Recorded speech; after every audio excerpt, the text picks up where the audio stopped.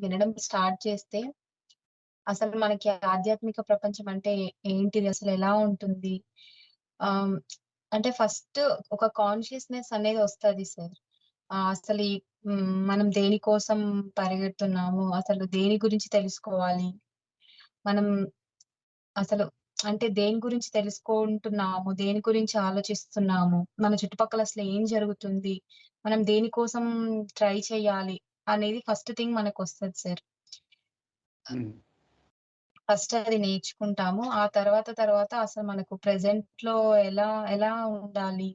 ఎప్పుడు పాస్ట్ జరగబోయే దాని గురించి, నెక్స్ట్ ఫ్యూచర్‌లో ఏం జరుగుతాది?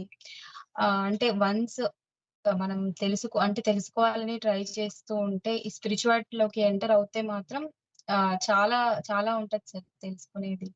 హ్మ్. బాగా అంటే మీ క్లాసెస్ నుంచయితే అదే నేర్చుకున్నాం సార్ మేము.